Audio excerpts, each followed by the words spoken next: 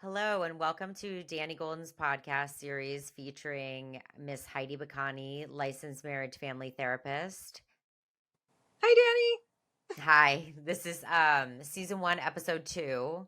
Right. And Take 50, take 500. yeah, take 50, take 500, take 500,000. Patience. So in episode 1 of season 1 with Heidi, just to recap, Heidi gave some great resources. She talked about we both talked about how to find a great therapist. And then Heidi gave the tool of Therapist Finder, which you can access by going on to Psychology Today. Right. And then also the Rainbow Directory. Yes. Okay. Yeah. Was there more? Did you want to add to the recap? I'm going to recap after your disclaimer. Okay. So I'll go ahead and just share with the viewers and the listeners that this content is not a replacement for mental health services or medical advice, and not a replacement or not in any way a diagnosis or treatment for mental health services. The purpose of the podcast is purely for informational, educational purposes and for fun. Well said. Period. I'll leave it at that. Okay. So now going into the recap, last episode, Heidi and I both talked about and acknowledged the fact that therapists are just people. They're not gods. Mm-hmm. And the reason why it's important to say that is because we were talking about people in positions of authority and power and even as young, I like when you call it little people. Little people. We look up at our parents and we think they're gods to some extent. We don't realize that they're just grown humans, bigger people. Right. So I think that's important to keep in mind. The importance of feeling safe, seen, and heard. Knowing and trusting yourself. And knowing when to talk, when to listen, and then also when to exit stage left. Right. This is all in relationship to therapy, having a therapy relationship with your psychologist or psychiatrist or therapist. Like, these are all tools that are necessary for having for having a healthy relationship with a therapist, I think. Yes. Definitely. I agree. And with yourself, right? Yeah, I mean, it kind of transfers over. It does transfer over into other relationships in life. But I think working with a therapist is a working relationship. And so there's a lot of communication and a lot of dialogue, a lot of back and forth. And so these are the kinds of tools we use a lot of in communication. So it helps to have them. And if you're still on the road to developing these skills, a psychiatrist therapist needs to make accommodations for that and make sure that you feel seen and heard, even when you don't know that you need that. Yeah, most definitely. Yeah. Because when I first went into therapy, I really didn't know what I needed. I just knew I needed help. Right. Yep. That's many of us, for sure. Yeah. None of us are trained on what to do in therapy. Right. So it's definitely a skill that's developed. Or I mean, I guess we could read up on it, but most of us are usually at that crisis point when we come to therapy. So we're already in like fight or flight mode as it is. It's hard to have the cognizance to like know, also to like manage what we're feeling in the moment, thinking in the moment, saying in the moment when we're in that fight or flight mode. No, absolutely. And we talked about this probably on one of our other recordings. Mm-hmm. When something physically happens to your body, so like you sprain your ankle or God forbid you break a bone, Mm-hmm. you go to the doctor and then you can see the physical healing. You can see it, you can feel Right. it. Emotional health is very different, and there's elements that you can't see, you can't quite put your finger on, you're just in pain. And the idea is to get that same catharsis that you would have having seen a doctor for like a sprained ankle or a broken bone. And the reality is, like the physical injury, it takes just as long to heal, or whatever that time period is to heal, Oh, right? okay. Yeah, Yeah. absolutely. Yeah, just because we can't see it doesn't mean it's healed or it's not there. Right. But yeah, but the therapy work is really, it is illuminating, or like kind of a deconstruction of what we're going through emotionally, because we can't see what the client is going through, what pain the client's going through. It really is a process of like talking about what they're experiencing. So a lot of excavation work, deconstruction work, clarification work. A lot of uh, communication happens. I And love that word excavation. Whenever I'm writing, I'm always feel like I'm excavating like a tomb, right? And what's in there, and what am I going to find, and how am I going to feel when I go when I go in right, for that archaeological dig? right. What do you do with the body after you find it? Yeah. Right. Yeah, exactly. Um well, jumping into it, Heidi and I decided today to talk about, we wanted to dissect, we thought it would be helpful to dissect the digital short scene on dannygolden.com, titled Therapists in Need of Therapy. And the reason why we thought it would be helpful is, well, first, I texted Heidi offline, obviously, and said, "Hey, do you have a problem with the name of the title of this digital short?" Because I really wanted to express everything that I'd gone through. Not everything, but a synopsis of some of the experiences I had faced when in trying to find the right provider. And because of what this brings up, and the different parts, we just thought this would be a good jumping off point, because last time we had talked about how to find a therapist, so now this is the actual process of finding a therapist, and what can transpire during that process, the feelings that can come up, the uncomfortable situations that can occur, and all the other fun filled Moments in experiences and moments that occur that I certainly never saw coming. right, right. It is a process. It's definitely a process. As you viewers or listeners hear or watch this, I mean, the process that Danny goes through is very it's very accurate, I think, to what it can look like when you're trying to find a provider, because you can trust yourself if you're not feeling comfortable, and uh, continue to find another one. You don't have to stay with someone that you don't feel seen or heard by, or isn't respecting your boundaries, Right. as you will see in her digital short, or as you saw in her digital short. So um, it can take a few attempts. I think it's that happened to me when I was in search of a therapist as well. So I think it'll be helpful to know that it can be a process for sure. Yeah, and that you're not alone going through that process. This is Right. not It's not you, it's just part of the process. Yeah.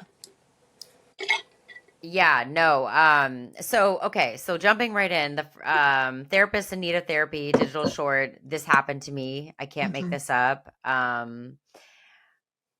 The first part, the therapist is misdiagnosing me, and insisting that I'm bipolar, which is actually incorrect diagnosis. Mm-hmm. They aren't hearing me. And to your point of what you were saying earlier, I did try to stick with it for a while and kept trying to convince her, Mm-hmm. because I did buy some books and didn't really feel like I identified with what I was reading about the diagnosis. Mm-hmm. And, it was really frustrating. And the keys thing in the skit was a real thing. Like the whole, like, that was the Maddening. kicker. It was maddening. It was the exclamation on why I shouldn't be there, right? Like every time it did that, I was like, no, this is not for me. I think she was probably more focused on her keys than my therapy, but that's okay. I did learn, and I've said this on the other tapings that no one has heard because we've been practicing, but Yeah. practice. Um, what was I? Now I've lost my train of thought. Oh, all these therapists have really helped me in different ways. So even though the experiences were not necessarily always 100% positive, they were Mm-hmm. definitely informative and Yeah. helpful for That's me. good. That's Yeah. good And insight. right. And forced me to, like, eventually, after I'd given the therapist or the psychiatrist that's being uh An episode in yeah, in part one that I'm doing that bit about, um I eventually went and talked to my therapist and said, I need to find a different psychiatrist, and went and sought a second opinion. It was the best decision I made. yeah. And part of that process that was painful was being patient, patient to find the right provider, patient to get the right diagnosis, Right. all those things that um, we don't really have control over in the Right. process. Right. Yeah. Um, Go ahead. Oh, psychiatrists are nowadays they're much more. It's my it's my it's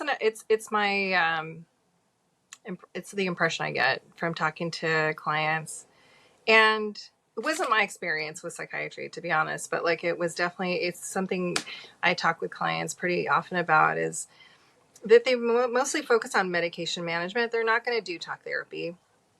And so because they don't do talk therapy, really they're not exploring the inner world of the client a lot. And that can be the source of the misdiagnosis. But I think that a client deserves to have a psychiatrist that isn't just going to focus on medication management, is interested in the client's inner workings. And so that's the other red flag, I guess, to look for. If you're not feeling comfortable with a psychiatrist, it's maybe because they're not asking enough questions or the right questions, and so move on. You don't have to stay with that Yeah, person. no, definitely. And that was another reason why I wanted to do the video on that, is so I could give the listeners and the viewers an Mm-hmm. example of what Mm-hmm. that looks like. Because when I was going through the process, I didn't have the luxury of seeing a lot of people talk openly and candidly about this uncomfortable Right. experience.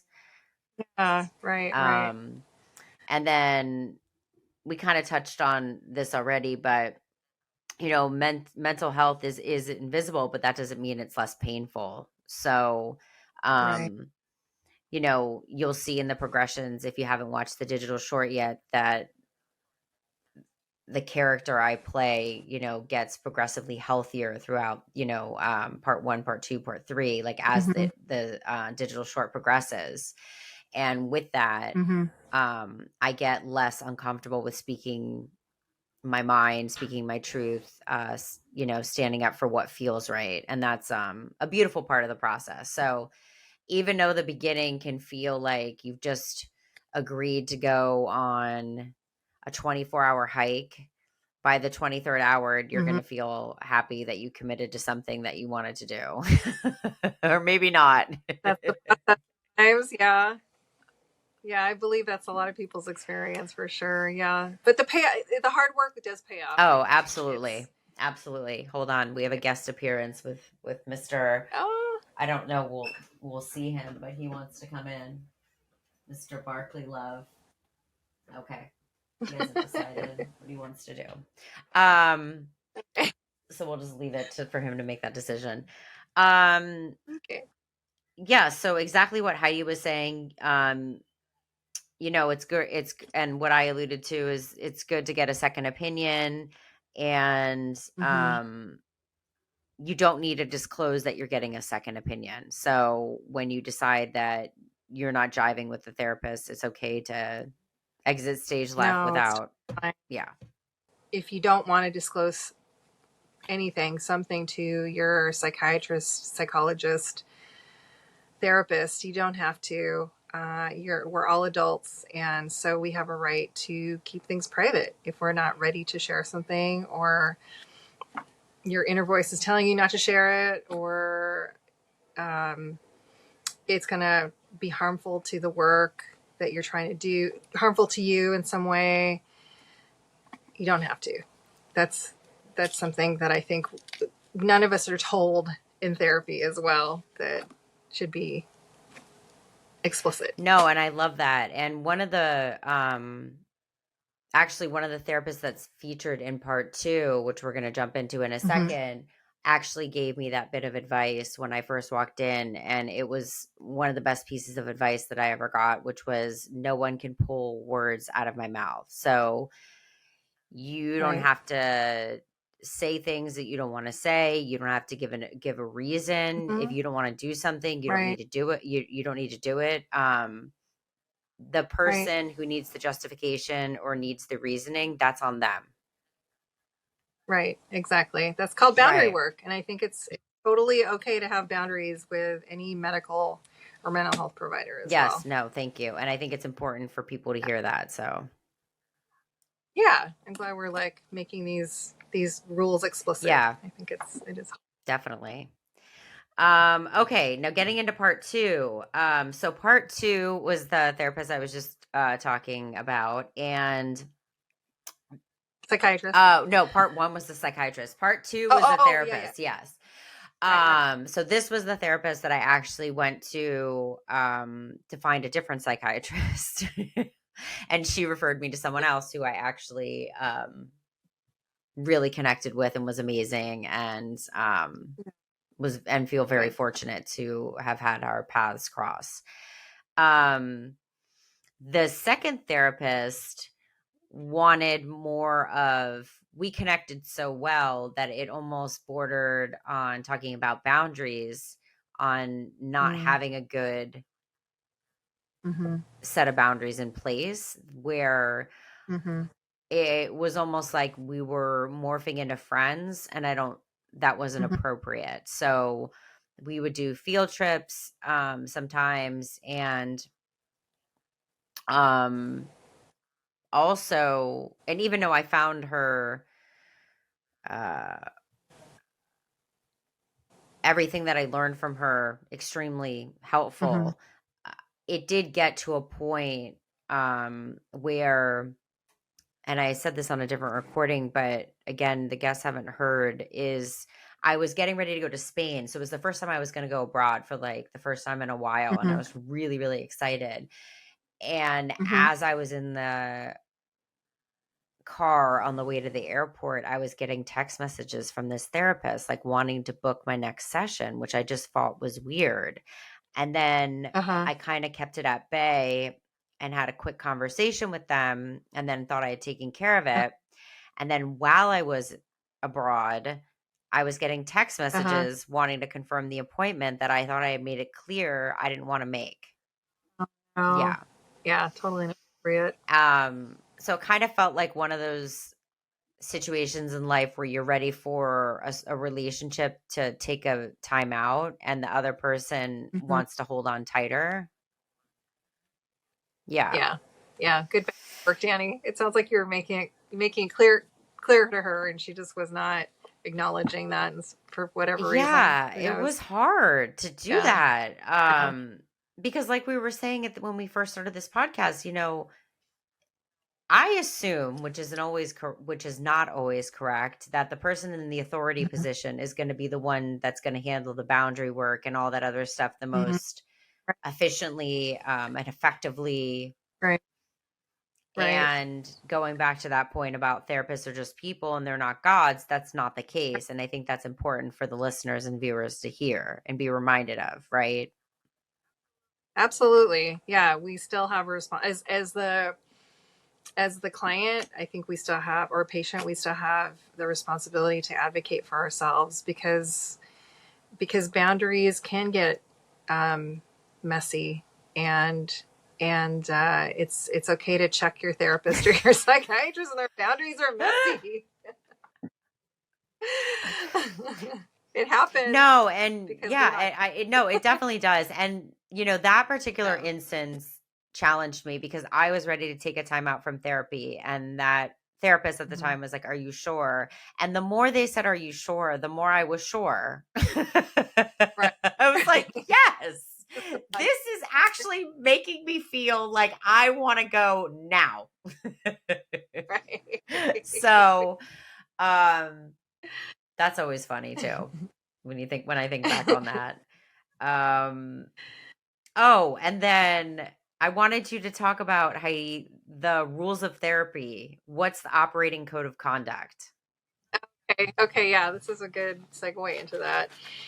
So, therapists that want to have friendships with clients, it happens. It's. I'm guessing it's probably a mutual. I'm hoping it's a mutual uh, mutual interest in having that two-way relationship. It's strongly discouraged. I'll just start with that. It's not a legal issue, but it is a ethical issue. And a therapist or psychiatrist, psychologist, I mean, we can get in a lot of trouble for having dual relationships with our clients. Um, there's a licensing board that we report to that allows us to have a license that we check in with once for licensed marriage family therapists. It's I think after your first year, you have 2 years before they check in on you just to make sure you want to keep your license active. I don't know about psychiatrists and psychologists and stuff, but yeah, like they definitely, there are consequences for licensed LMFTs that cross that line, even though it's not a legal line, that ethical line. There's major consequences for it. So, but there are people that do want to have relationships with their therapist, and then the reciprocal of that, uh, th- um, clients that want to have relationships with their therapists, therapists that want to have a relationship with their clients. And generally speaking, 2 years is the cutoff period where you have to wait to have a friendship with someone. Um, I personally don't recommend it or think that it's a good idea, because once you've established that relationship with a therapist, I know for me, like I'll tell clients that you may want to come back to me 4 years down the road or 5 years down the road, and you've built all this wonderful work with someone. And if you have to like restart with a new therapist because you've established a relationship with me, it would be a lot of work to start from the beginning again. So, better to keep this a safe place for you for future need. I have many clients that return after years and years and years. New things come up in their life: marriage, kids, divorce, um, losses. So it's it's nice, I think, for them to be able to come back and not have to rehash old stuff from their childhood, like because I already know about all that stuff already. So I think that's why that rule is in place. It's definitely easier to continue to have a conversation with someone who has the background information than having to Mm-hmm. regurgitate all that, and also Mm-hmm. from the client side have to relive it. Like sometimes, I Right. could be healed from something, but I just still don't want to talk about it and relive it. I don't want to expend that Right. energy focusing on it. Right. So to be able to just reference it with someone who has a proper history of my background, that w- is it's refreshing. Yeah. Yeah. It makes for an more efficient therapy process, I Yeah. guess, if there is such a Right, thing. right. Like, No, that is and an less dramatic. efficiency. Because it's like I'm thinking about those phone calls, like where you're on like you like I don't know, again, like I can't think of an example, but like I have this like vision where I'm on the phone with an operator and there's something wrong, right? Like let's say like I bought a new Uh-huh. computer and like the computer's not working, and then they pass me on to the next person. I got to re-explain, and they pass me on to the next. I got Right. to Exactly. re-explain. It's like imagine doing that, but with your whole Uh, life every time that you I go meet know. with someone I new. know. That's Yeah. definitely an Yeah. efficiency that you don't have to do if you stay with the same person. If you have the Right. luxury of being making that decision. Right. Or if you like that Right. person, it worked out Right. well with that therapist. Yeah. Yeah. Efficient, time efficient, and less, like you said earlier, you don't have to relive as much having to explain things over and over and over Right. again. Yeah. Which I So rules. Oh, no, no, Go ahead, no. That Danny. was it. Yeah, I was just going to say rules and boundaries. They do keep us safe. No, I concur. I think that I'm glad you elaborated on those. Yeah. Because again, I didn't get my guidebook before I went, and I'm sure I could have done Right. research, and there could be 100 reasons why something, but to have that advice from a licensed marriage family therapist like yourself is helpful. It's there's some validation that I feel getting that information. Good. Yeah. We hope this is helpful for the listeners Of and the viewers. of For sure. course. Yeah. I hope so too, and I'm sure it is. So again, reminder, therapists are just people, which means they make mistakes. And Right. let's get into part 3. So Okay. part 3 in the digital short, I don't know if it's because it's the most recent that it hit me the hardest, or not the hardest, but when I was doing it, really reenacting the scene. I remember getting annoyed again. So not Uh-huh. 100% over it just yet, but this really did happen where a therapist accused me of lying about reading a book. And I know. And the reason why I found it so offensive is because logically, Uh-huh. that just doesn't make sense. Why am I going to pay you X amount of dollars? Here I am on the road to try to find some help because I'm in pain and I need some relief. And now, Right. instead of having you on my side, you're going to accuse me of doing something that doesn't even logically make sense. So, Yeah. No. Yeah. That's like I said before, this is all three scenes definitely made the hair on the back of my neck stand up because that's an accusation that I can't see happening, but it happened to you. yeah. So I'm sorry you had to go through that. Uh, I don't need, and I didn't but even know what to say to her at the time. I think I thought like, when someone says something to you that you're not expecting and it takes you like a beat to like process it. And then eventually what right. happened was COVID happened and I got an email about, Mm-hmm. the office hours or whatever. And that was when I took it upon myself to email this therapist back and basically say, don't ever contact me again. I've never had a professional accuse me of something so ridiculous in my life. Why would I see, Right. everything I said to you, like, why would I see you and lie if I really want help? And I wasn't looking for an answer back, nor did I care. I just certainly didn't feel safe, seen, and heard. And then this therapist also did the cartomacy reading on me, Oh, right. um, which when I first walked in, I was like, oh my God, this is really cool. She's going to do a tarot reading or whatever. And I didn't know they did this in therapy. This is great. I'm going Oh, to learn about right. myself. So, No, we're not trained for right, autonomy. right. So here I am, like having an open mind, like, okay. And,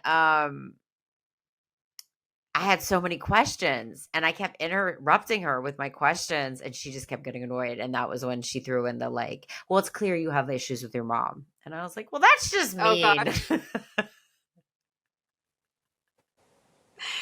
I'm nodding my head because we talked about this issue come up in your other sessions, and yeah, I'm just remembering back to our conversations about how like this mom business Yes. came up 3 times with all these Yes. All therapists. 3 therapists did go for the mom angle and the The mom mom angle. angle. And I was like, Yeah. no, that's not, No. no, it's not something that I'm hiding. It's just not even there. I'm like, can we talk about the messed up people in this world, not my mom? Right. And Right. how to deal with those. Um, Right. We can talk about this for a minute because I think it's a funny thing to illuminate, I think, to someone who's going into therapy, that this will happen because therapists are trained to look at mom and dad issues. It's a tool in our toolkit for understanding the client. And I will not assume. I try my hardest not to assume what a client is thinking or feeling. I often will check in and say, does that sound, is that accurate? Like, does that resonate for you? Um, because we're not mind readers. I mean, we can't understand everything a client has experienced. So it is. I find it's much more effective to make sure the client, what I'm hearing is accurate, and then also to make sure that the client feels seen and heard in that way too, that I'm really getting what they're thinking or feeling. um, mom issues is mom and dad issues are not the first thing that I grab for in my toolkit. I'm not It's called psychodynamic therapy, which is something I do use, but not as often as my other tools. But it's funny that was happening for you in all in all 3 visits, that's where they went. I know. Yeah. I know, my poor mom. Blame it on Yeah. mom. I would tell her too, and she'd be like, what? Um, yeah. I'm glad you talked about that because that's very interesting.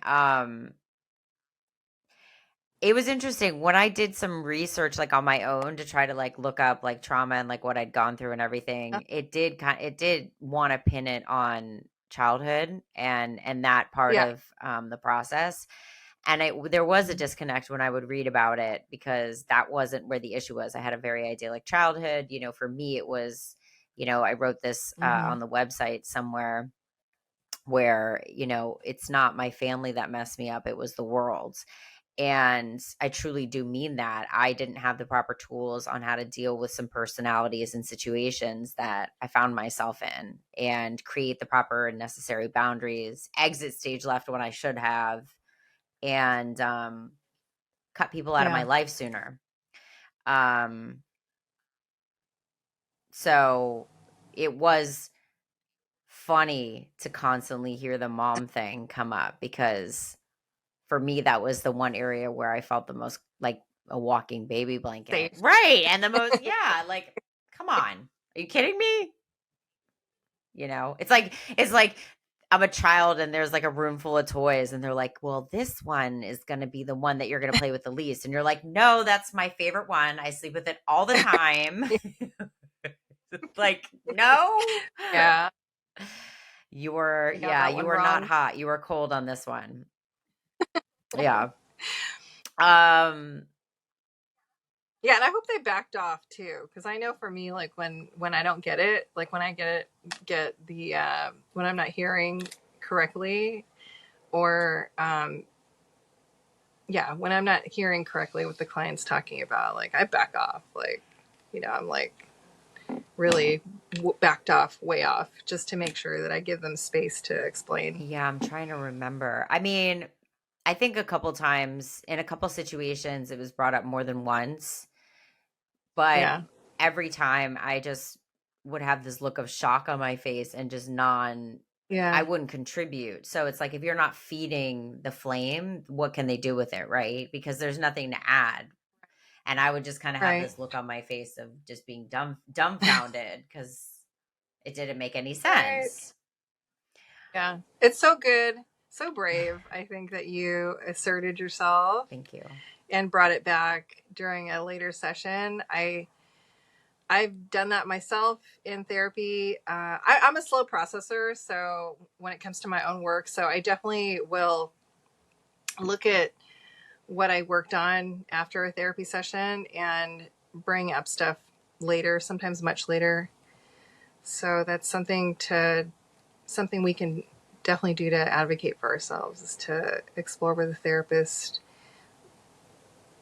moments when we didn't feel seen and heard. That's so important to do. We need to know that the person sitting across from us is going to make the space for us to clarify something, and that they get it right when they finally do hear it for the second time. So, No, I yeah. love that. And I also think, Help. oh, sorry, go ahead. Go ahead. No, just saying helpful for the process, building the relationship, and for us developing our self advocacy skills. Yeah, I was just thinking when you said it's how important it is to be able to have that open, candid conversation with your provider. It is a great training Mm-hmm. ground too, and it certainly helped me be Yeah. able to have those conversations in other relationships. Yep. Just Yep. because the more you practice anything, the better you become in it. So, um, that's all I was thinking when you were saying that, was that it was really what I said, like the perfect training ground to be able to feel more comfortable doing that on the daily when I needed to. Yeah. Yeah. That's good that you there. I'm going to guess to some degree you felt.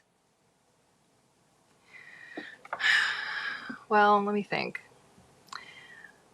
A sign of I'll phrase it as a sign of good work being done with a therapist, I think, is when the client does challenge the therapist. That means that there's a level of safety in the room also. But in your situation, it was kind of different. You were sort of already, like, I think, on your way out. It was a different situation.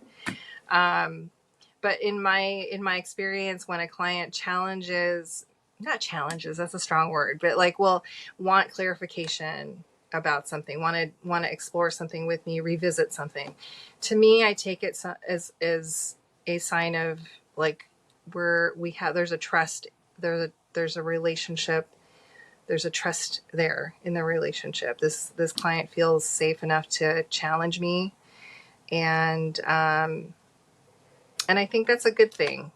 I don't want to be put on a pedestal. Hmm. I don't want a client to just take everything I say as, the albeit truth.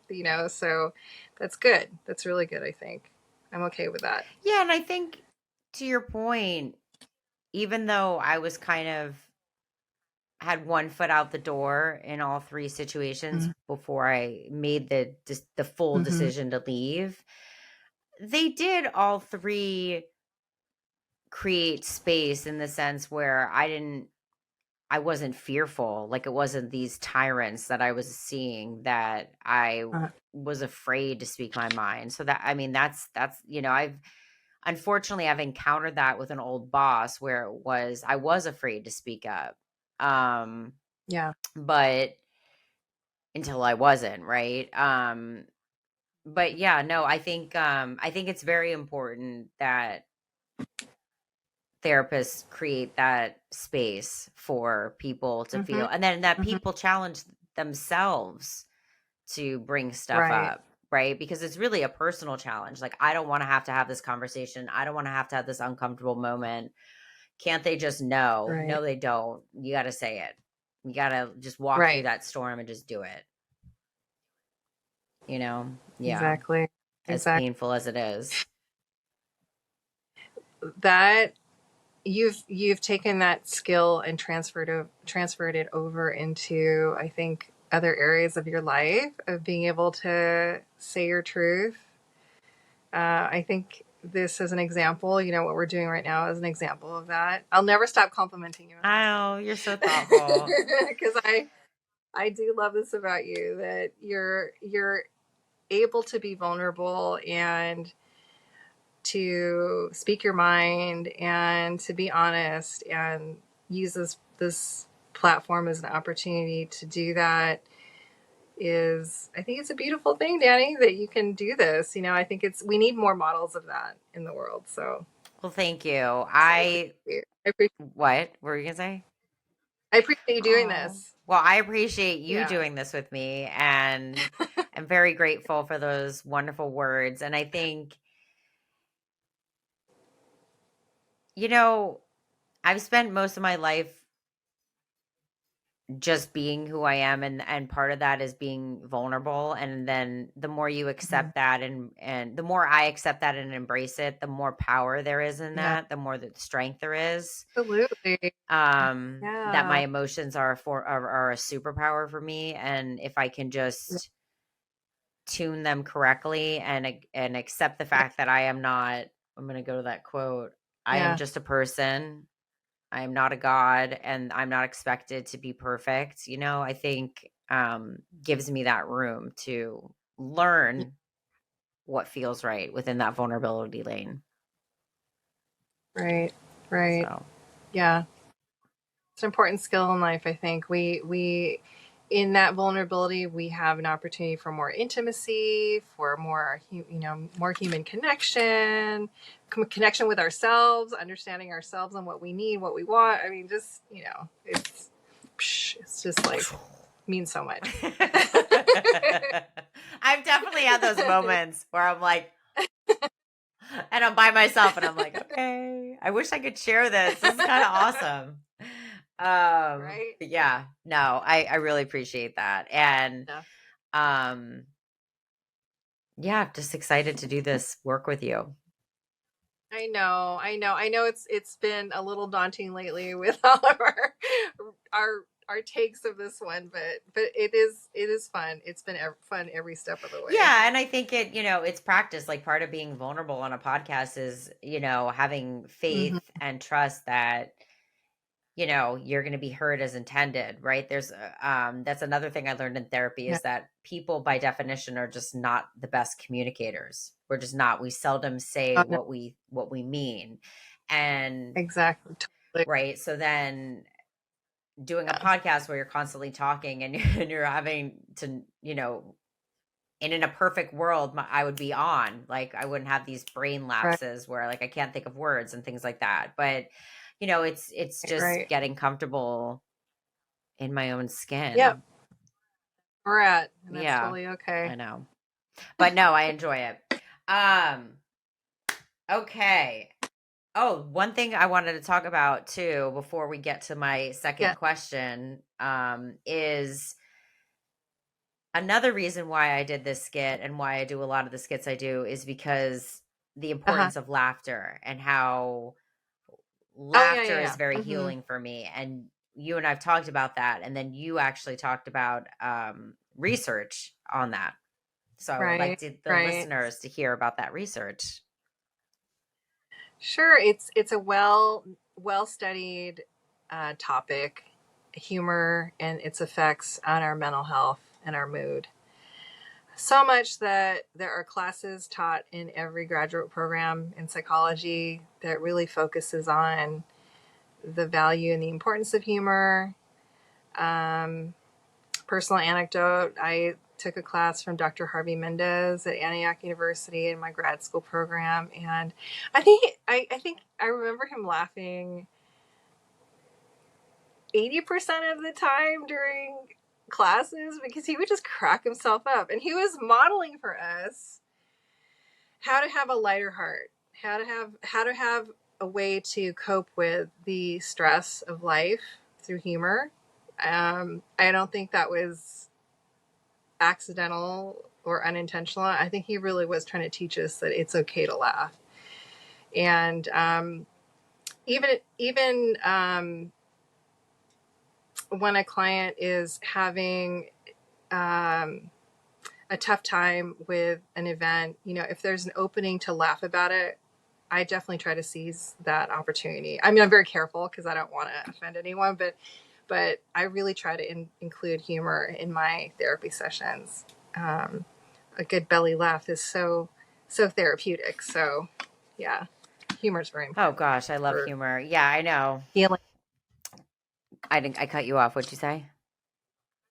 I was saying therapy is very important for healing. Yeah, yeah.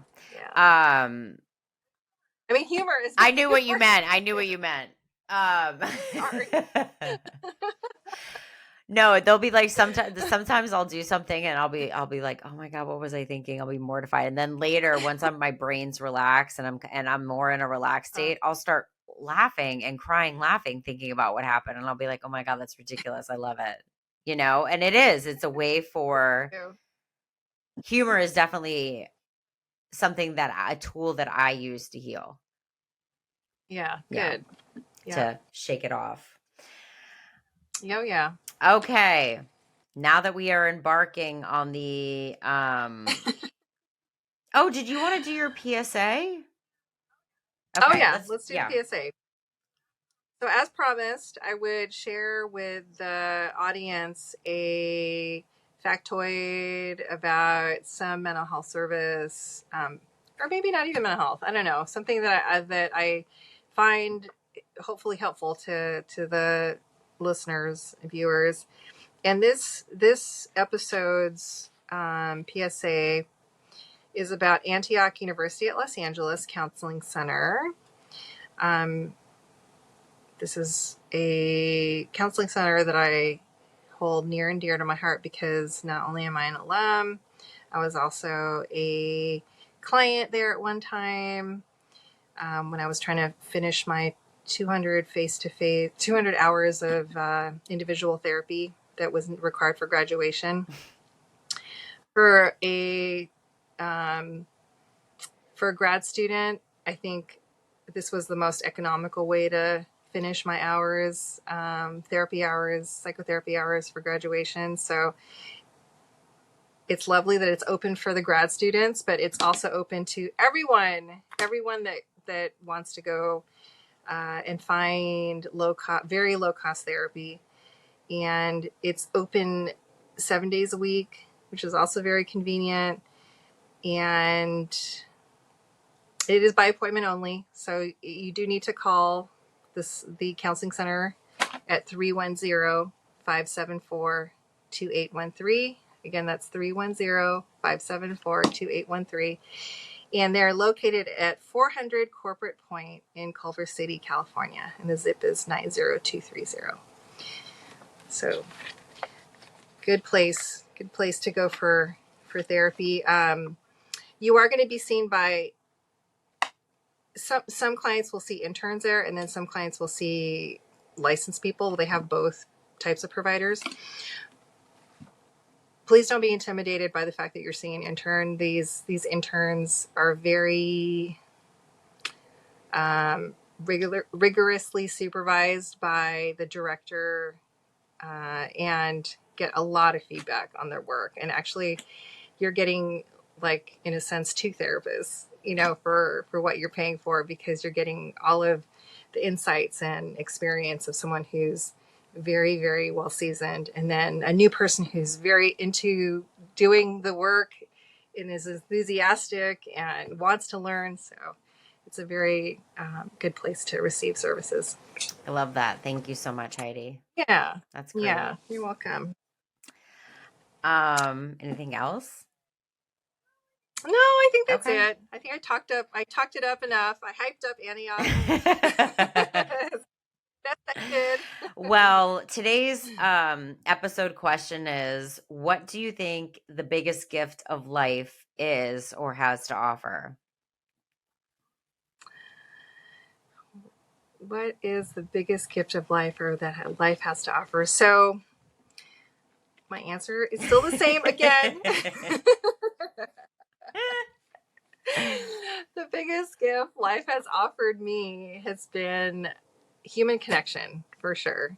Human connection is an essential part of my daily life for feeling seen, heard, loved, held. And it's not just in the verbal human connection, it's also in the nonverbal things that happen in the day to day. A smile from random people, or a good morning greeting. People that let you through the intersection. Those count for Oh me as yeah. well. Those are big. Yeah, Right? like little They acts of are. kindness that people do. Yeah. Mhm. Yeah, it's in the relationships, the personal relationships, the more intimate relationships I have. I mean, that's where I feel the most alive, is in the connection that I have with friends, family, pets, Mhm. um, and yeah, that's like the juice for me. I think when it comes to feeling happy. Um, the goal for me is contentment, but like there are definitely moments in my day where that happiness flows, and I think that all stems from the day to day human connection that I have with animals and I people. love that. Yeah, yeah, that's the gift for sure from life. I love that. Mm. That's great. Well, thank you. Yeah, sure, of course. Well, oh, Keep go it. ahead. I was saying, keep it coming. I I know, got I more got way more questions. questions. These big life Well, that's all for, questions wait, for what? me. You have many more big I do. life Are you kidding questions. me? Waiting for those. Pull them out of my pocket. Um, well, Heidi and I just want to thank all of our viewers and our listeners for taking the Yeah. time to listen to this podcast. We really appreciate you. And Mm. we hope you join us for episode 3. We'll be talking about highly sensitive people. Oh yes, And yes, that's a good. just love yourself, be kind. And something I always try to think about is not to be the hate that happened to me. Make the choice to be the better and bigger person, spread love and joy. It's not always easy, but I like myself a whole lot better when I take the high road.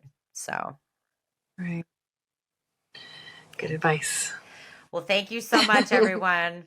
Hope you have a wonderful day, evening, and all of that good stuff.